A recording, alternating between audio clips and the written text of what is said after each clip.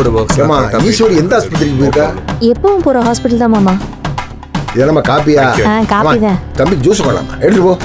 Sir பரவாயில்ல sir, இருக்கட்டும் sir. இருங்க தம்பி, அவர் அப்படித்தான் சொல்லுவாருமா. போ, நீ ஜூஸை போட்டுக்கொண்டா போ, எடுத்துட்டு போ.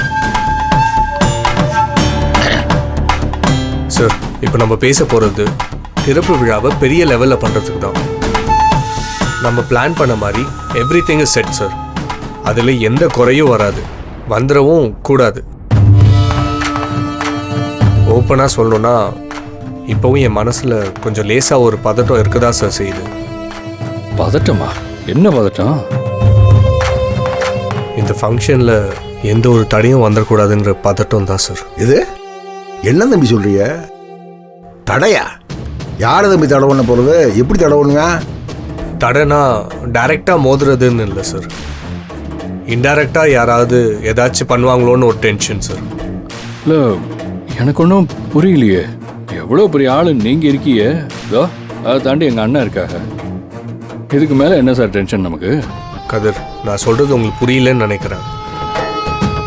இப்போ ஒரு ட்ரெயின் வருது, அதில் கல்லை தூக்கி போட்டு அந்த ட்ராக்கையே காலி பண்ணிடலாம், ட்ரெயினும் போயிடும்.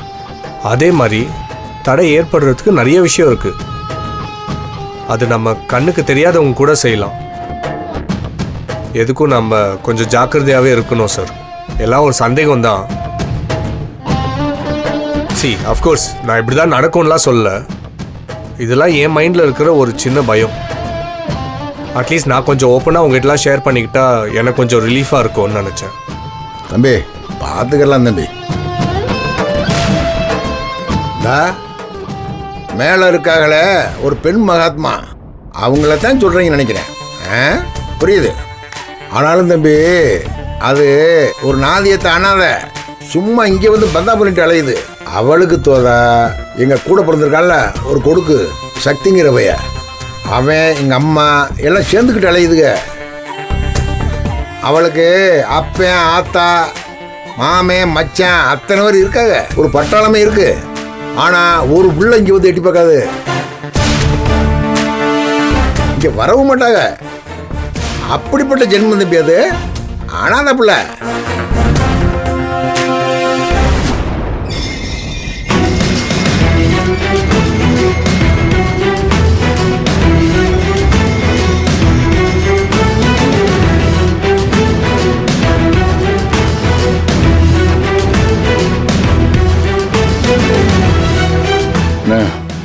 அவரோட அம்மா ஆத்தக்காரி. யாரு? இந்த ஜனனியோட அம்மா.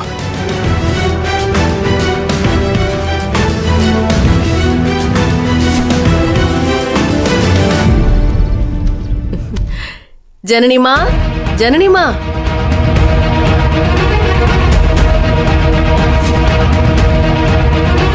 வாங்க, எப்படி இருக்கீங்க? நல்லா இருக்கேம்மா. நல்லா ஏம்மா, உங்களுக்கு 100 ஆயுசு. மாமா இப்பதான் உங்களை பத்தி பெருமையா பேசிட்டு இருந்தாரு. பார்வதி தேவி மாதிரி சடார்னு வந்து நிக்கிறீங்க.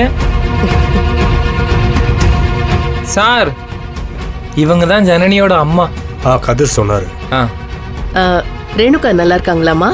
ஈஸ்வரி எப்படி இருக்காங்க? எல்லாம் நல்லா இருக்காங்க. ரேணுகா அக்கா ஒரு வேலையை வெளில போயிருக்காங்க. ஈஸ்வரி அக்கா தர்ஷினியை கூப்பிட்டு ஆஸ்பத்திரி போயிருக்காங்க. எல்லாரும் இப்ப வந்துருவாங்க. சரி. ஏமா அதோட நீ பாட்டிக்கிட்ட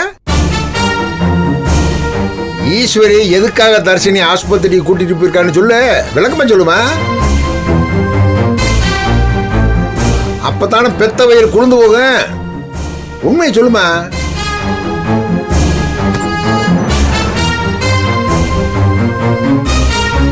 பார்வதி, வாம்மா. நல்லா இருக்கியா? நான் நல்லா இருக்கேம்மா. நீங்க எப்படிம்மா இருக்கீங்க? இருக்கோம். அம்மா, என்னாச்சு? எல்லாரும் ஏன் ஒரு மாதிரியா இருக்கீங்க? ஏமா உசுரோட இருக்குமே சந்தோஷப்படுமா. ஏப்பா போதும்டா சாமி. அப்புறம் நான் பேசிவிட்டேன்னு எங்க அம்மா உச்சாணிக்கும் பொழுது உட்காந்துக்கிறேன். பாருங்கம்மா, இங்க நிறைய நடந்திருக்கு. அதெல்லாம் பேச போனா 3வது உலக பிறகு நடக்கும். யாரு எப்படி இருந்தா என்னம்மா, நீங்க உங்க பொண்ணை பக்கத்தான் வந்திருக்கியா? போங்க பார்த்துட்டு போங்க போங்க